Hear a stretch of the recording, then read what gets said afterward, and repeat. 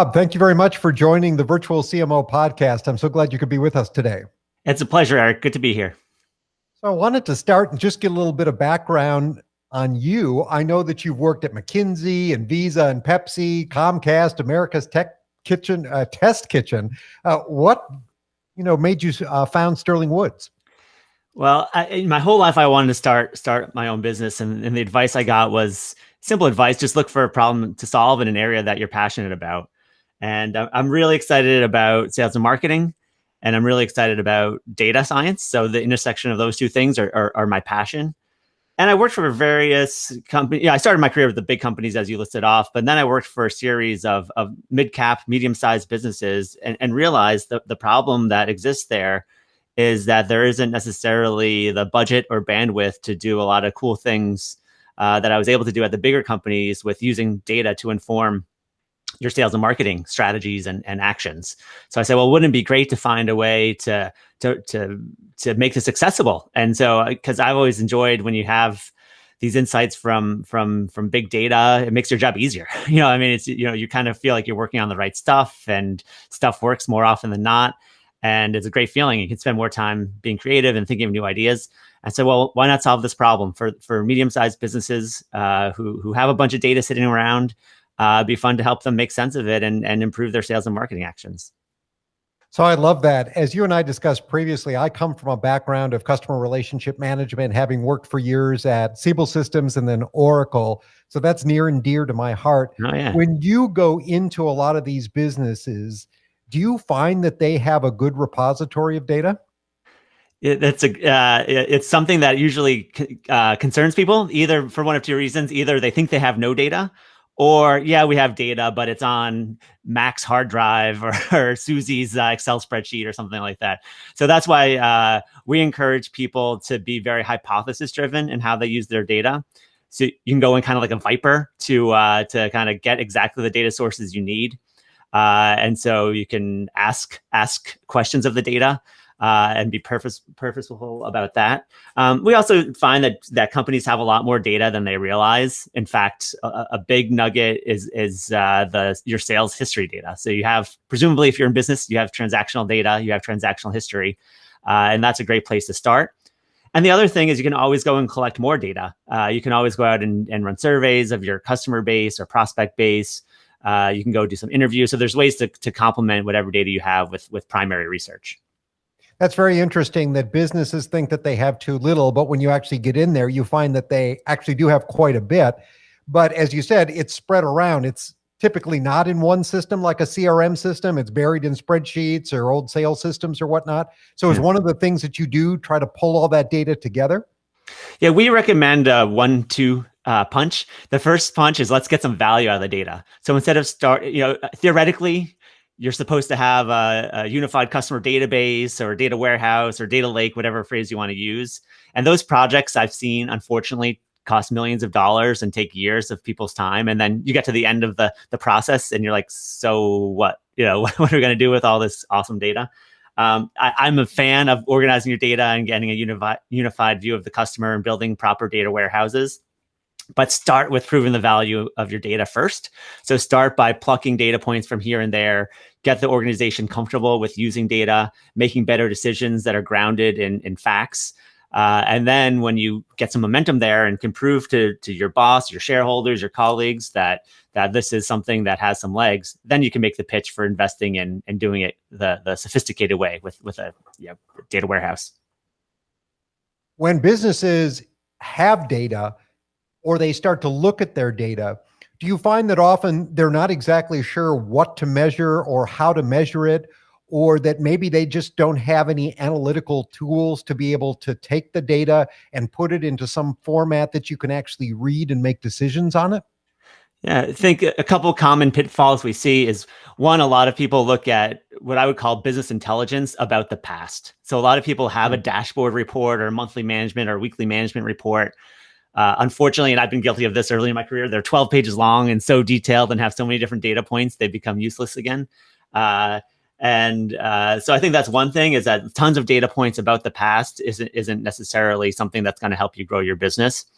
I think that the the pivot, the change that we see businesses making now is thinking about how you can use your data to make predictions about the future. And there's lots of statistical techniques here you can use.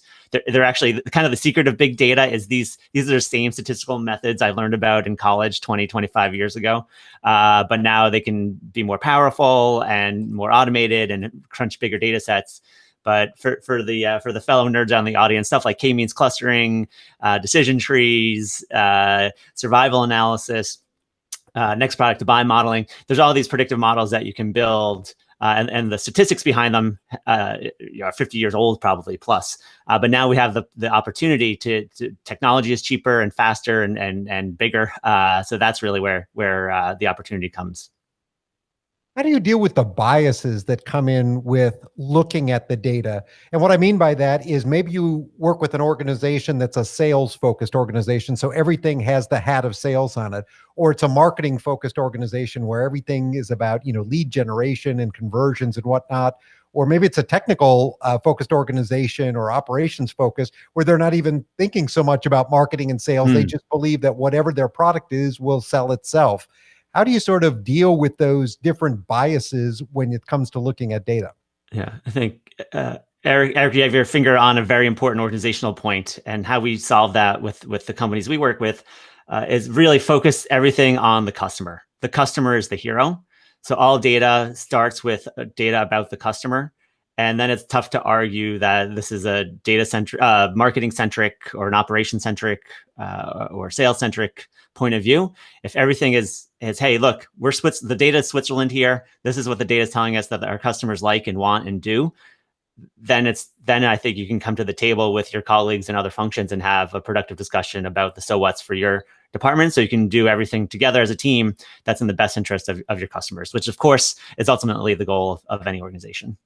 I love that because it takes it outside the organization as well and really focuses on the end game, right? Which is getting new customers and making them happy and satisfied. Yeah. So when you start to look at this, so you've got all this data and ultimately you want to build some sort of a segmentation strategy, right? So what are the elements that you really need to pull together as you start to look at building out a segmentation strategy? There's two main things that we see a lot of power in. Traditionally, when you think of segmentation, a lot of people have done a segmentation along demographic or firmographic lines. For example, age or income or industry or role within a company, and there's some value there too. But the real power comes from two new types of segmentation, or two types of segmentation that are easier to do now in the age of big data. One is behavioral segmentation. So any data you have in your CRM or your email marketing system, or if you have Google Analytics or any sort of web event data, just what is that journey to buy look like, and how does it vary by customer type, and how can you therefore put the right messages in front of the right people at the right time, either automated online or through reminders to your Salesforce. Hey, it looks like Eric did these three things, and people who did those three things in the past were 90% likely to buy, so give them a call. So that's one is behavioral, and two is psychographic segmentation. And this is this is segmenting your customer base grounded in their attitudes and their beliefs and their emotional attachment to your product, your industry, your brand. And this has been thought of in the past, and usually in the past it's been kind of thought of more of a brand marketing thing, where it's something you can ask people questions in a survey or do focus groups and build these attitudinal segments, but they weren't really actionable. So you could help when you're buying media and you're trying to get the right messaging across. It's helpful. But now with big data and especially with content and content marketing, you can actually make these attitudinal segments actionable, and you can pull them into your direct marketing and direct sales efforts, because based on what people are consuming on your website, what they're saying on sales calls, you can track all that data and then put people into the right attitudinal segment. So you can offer, again, put them through the process they want to get through, talk about the right features and benefits of your product based on what segment they're in, figure out what is the right price point for them to be in, depending on what their attitudes are toward your product. And you can really go a long way. In fact, we find the biggest lift from attitudinal segmentation, which this is something that even just 10, 15 years ago, it's very difficult to implement in the real world. So ultimately, the segmentation is helping you determine who are your target customers, and within that group, who are your best customers, right? The people who have already bought from you, and what are the trends there? Exactly. So for each of these segments, if you look at the three things, the cost to acquire the customer, the average annual revenue for that customer, and then the customer lifetime value, you can clearly see what you just mentioned is these are high value segments. These are our low value segments. And the beauty there's two things that are beautiful about that. One is you can stop wasting sales and marketing time and money against the low value segments and put more of that money toward the high value segments, get a bigger bang for your buck, both on the sales and marketing side. But then you also know exactly what makes those people tick. So even when you're focusing on your very best customers, we like to call them your whales. You can give them the exact right messaging, the exact right product, the exact right sales process that they need. So it's really helps you be more efficient with your resources overall. But then when you are targeting a specific segment, you know exactly what they want. So what are the tools that you bring together to develop this segmentation strategy? And I know you've got something, I believe you call Scout, right? Is that a tool or is that a process? Yeah, it's a part process, part tool. But the clients don't have to worry. We operate the tool. It's just a tool to make our process faster, more efficient, and more accurate.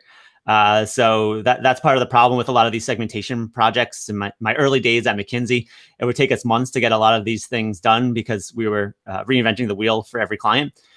So we're trying to take the best of both worlds here, where we know the mechanics. Of course, every client's data and our recommendations are bespoke to the client, but the actual process we go through has been automated. So we can now build a segmentation in hours or days rather than weeks or months. But yeah, so I think it's a way to spend less time crunching the numbers and more time figuring out what to do about what the numbers say. And you can't really talk about things like big data and analysis without throwing AI in there somewhere, right? How do you see AI as really changing the ability for marketers and business executives and sales personnel to really understand these segmented groups and how to most effectively market and sell to them? Yeah, I think it comes back to giving people exactly what they want. And that's where I see is the role of marketers and sales professionals using artificial intelligence to help me very quickly understand this person before I even speak with them. So I know exactly how to treat them. And I want to treat them in the way that they want to be treated. I always say, the golden rule is treat others how you want to be treated, but the platinum rule is treat others how they want to be treated. Yep. And so AI helps you uphold that platinum rule there. I will say one thing that we found that's important is that AI, and maybe your next question was going to be, what about machine learning? These are hot topics right now, and definitely critical and important. But I will say, don't ignore qualitative things of understanding your customer. Sometimes you can get false positives in the data. There's a correlation without causation. So we really encourage our clients, and we help them with it, do a lot of interviewing of customers to make sure you understand the reasons why the models are telling you what they're telling you. And I think you'll be an even better marketer or sales professional if you can look at what the data is telling you, see what the machine learning is saying, see what the AI is saying, but then go and actually knock on doors and talk to your customers, and they'll help you bring it to life. And you'll be even more effective that way.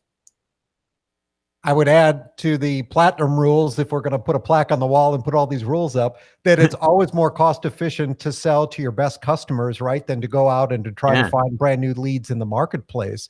So when you're dealing with these businesses and helping them understand their data and their segmentation, do you get the feeling that many of them truly understand the lifetime value of their best customers? Unfortunately not. The biggest problem we usually see is people assume their biggest customers are their best customers, biggest from a revenue standpoint. And sometimes they are, but often we find that the biggest customers, they're there because they negotiated a great deal with you. And as soon as the contract's over, they're going to bid it out again and go to the lowest bidder again. Sometimes they're more demanding. This is not in all the cases, of course, but in some cases their cost of service is so high and your margins are so low. Sometimes we even see them being unprofitable, which is really tough. So yeah, almost, I think I can knock on wood and say 100% of the time so far, we found that people are not necessarily focusing on their highest value customers as well as they think they are. That there's often a surprise in the data, a hidden nugget of gold in the data, so to speak, that, hey, there's a segment just a little bit to the right of what we think our best segment is that's way better. And also the flip side, that sometimes there's a segment out there that, because of, I don't know, inertia in the organization, that people think in the boardroom is a very good segment, but we actually find it's one of the worst segments. And even just stopping serving that segment, or changing how you're serving them, making them pay for the services they're getting, or change the pricing, or cut some features, can go a long way, just making those small tweaks. I love that point, because I see it so often that businesses go right into a headwind where they're going head to head with a competitor, competing on exactly the same playing field, when really all they need to do is move a little bit to the left or a little bit of the right to find that clear space.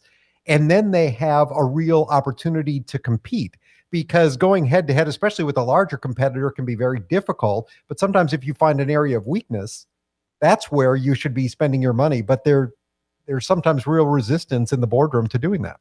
Yeah, no, you're right. You're right, Eric. And I couldn't agree with that point more. And hopefully when we come to the table with data and convinces the skeptical board members that this is not actually a risky thing. Most of our clients are owned by private equity businesses. And in the private equity space, we hate risk. we want 20, 30% IRRs almost guaranteed. We're on a time clock, and we have 5 years to execute our plan. And we don't like a lot of risk. So we don't like making huge risky bets and trying to go what might be perceived as outside our sweet spot. So that's the power of data, is it helps you kind of nudge outside of that sweet spot so you can find opportunities. And you find that there's actually easier and easier if you're doing exactly what the data tells you. It's a way to de-risk what you're doing.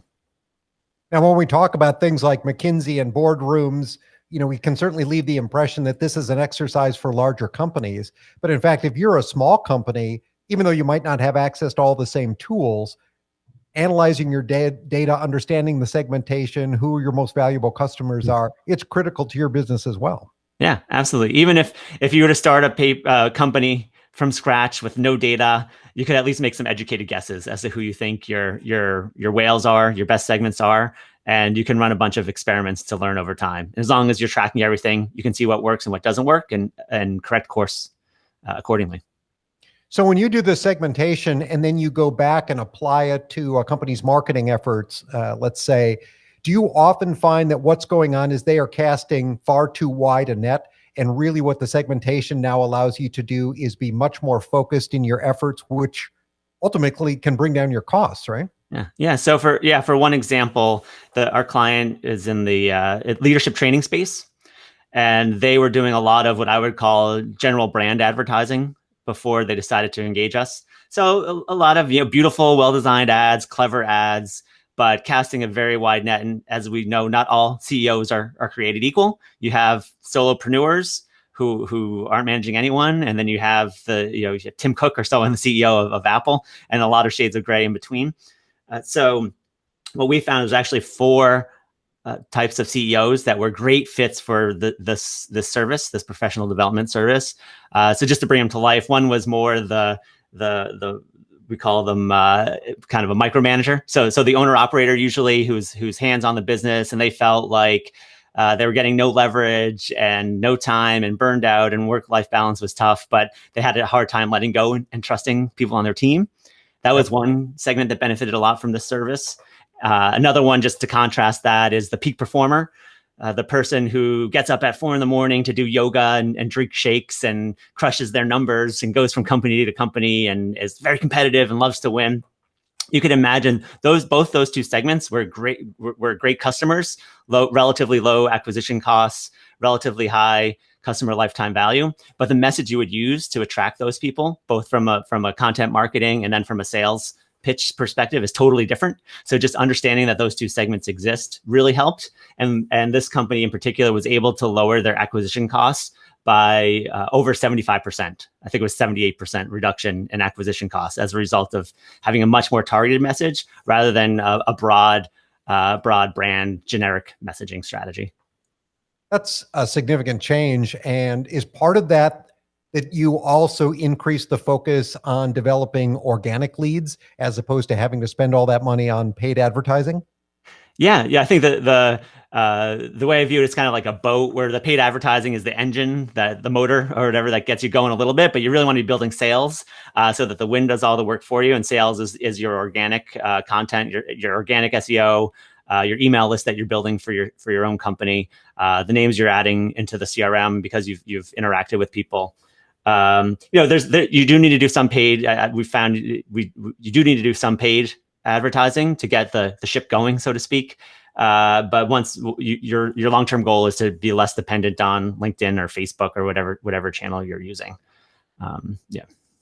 I'm curious, so many businesses now are adopting some form of a subscription model somewhere in their business. It's not just software providers, but I get food delivered and it's on a subscription, right? Yeah. How do you see that impacts the ability to sort of analyze that data, because it's automatic, right? They're like an automatic customer that just keeps renewing. Do you find it hurts, or it actually gives you a lot more data on a particular customer?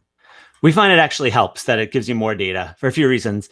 One is that you're more likely to have a direct relationship with your end consumer now. So a lot of products companies used to be distributed, or still are in some part distributed through retail or wholesalers. And now you can have that direct relationship with the end consumer. And we see that both actually on the direct to consumer and also the B2B side too, where a lot of B2B businesses go through wholesalers or distributors, and now they can have a direct relationship with the end user, business user, not necessarily customer consumer. So we actually find that having that direct relationship creates a lot more data, a lot more deeper understanding of who actually is using your product and services, and is only helpful in developing stronger and better sales and marketing strategies. It's definitely a trend, right? It's only going to continue as more and more businesses see the benefit of having that predictable, reoccurring revenue stream. If they've got the kind of a business that can be on a subscription model, that's definitely where the industry is going. Absolutely. And the other thing I love about subscription businesses is you can do cool stuff with the data in terms of churn detection and prevention. So you can see, based on how you're interacting with the brand or the company, are you likely to leave? And if so, what are some things we can test to make sure that you don't go away? Maybe you need to be on a different service level. Maybe we need to look at pricing. Maybe you just need some love. You just need a phone call from someone to thank you for your business. So really, I love recurring revenue businesses, either subscriptions or businesses where the customer has to replenish what they're getting from you. Because there's a lot of really great stuff you can do. I know the acquisition stuff is kind of sexier. Like, people love, you alluded to it a little bit earlier, like people love getting more new customers, but it's sometimes easier just to do more with your existing customer base, especially in COVID era, where it's tough to meet people face to face, and it's tougher to build new relationships. Oh, absolutely. So if a business wasn't ready yet to engage with Sterling Woods to sort of do a segmentation strategy for them, what would be some pieces of advice that you would give a business that really hasn't pulled back the covers and understood their segments? Where should they start? Yeah, I think one quick win place to start is just looking at your sales history data. So can you find any sort of way to slice and dice? You can do it in Excel if you need to, slice and dice the types of customers you have, the types of products you have, and just see if there's any patterns or trends there. Another thing to do is just go talk to your customers. I mean, you're going to get lots of data there. So just even as simple as interviewing 5 of what you think are your best customers, and then sending out a survey and getting a couple hundred customers to write back and respond, and looking at the data there. That's a great place to start for people with fewer resources but want to get the benefit of segmentation right away. And then how about a customer that does have the ability to sort of engage with you guys at Sterling Woods? What would be the process that you would take a customer through, or how would you start engaging with a new customer? Yeah, we like starting with a diagnostic. So we want to take, and we have a couple different formats of that, but it could, the pre-COVID world, we'd spend a whole day together and do a workshop and really understand your business and really understand where we think we can and sometimes can't help you. And then we can put together a more formal proposal as to, hey, this is the type of data we would use given what we discovered during the workshop. Here's the types of hypotheses that we want to prove or disprove through our analyses. And here's some methodology around how we're going to segment your customer base. And then, we work together. It probably takes, let's say 6 to 8 weeks to go ahead and do all those analyses, get the data organized, go talk to customers, build our models, come up with a playbook. And then we really just want to hit the ground running and help you launch some pilots. So for this leadership development company I mentioned to earlier, once we came out with these insights about the 4 types of CEOs that are most willing to buy and most willing to stick around for the long haul, we then said, okay, what are the lead magnets that we want to write on LinkedIn? And let's write those lead magnets and get them up and promoted and measure the data and see which ones work and which ones don't work and what the lift is. And then when we have a winner, we train the client and say, hey, here, this is the winning strategy here, and take it and run with it. And if for whatever reason not every experiment works, and we look at the data and figure out what assumptions were incorrect and we course correct, or at the very least we say, you know what, it was just a bad idea and we shut it down and no one lost that much money. So backing to the private equity folks who don't like risk, we always take measured experiments, and not a lot of money is at stake at any given time. Data analysis and segmentation may not sound like sexy topics, but this is the kind of stuff that can be game-changing for your business. And so I think this has been a really fascinating discussion to understand sort of what you guys are doing behind the scenes. Rob, tell us a little bit about how people can get in touch with you guys at Sterling Woods. Yeah, come check out our website, sterlingwoods.com. You can take a growth assessment. It's 10 or 11 multiple choice questions. Should take you less than 2 minutes, and you'll get a customized report with how you can use your data better today, no matter what state you're in right now. And that's a great place to poke around and check out some of our webinars or our blog or email. We're actually we're launching a podcast in the fall, so check out the CEO Campfire Chat sometime after Labor Day. Sticking with the Woods theme, I love it. That's great. Right. Rob, I will put all that stuff in the show notes so that people have access to it and can go to your website and check out that assessment. But I really appreciate your time on the podcast today. I think we covered a lot of interesting topics, and this was very valuable to the customers that are listening. Yeah, thanks, Eric. You asked great questions. You kind of got me thinking a little bit as well. So it was a pleasure to be here. Thanks so much for having me on. Thanks for being here.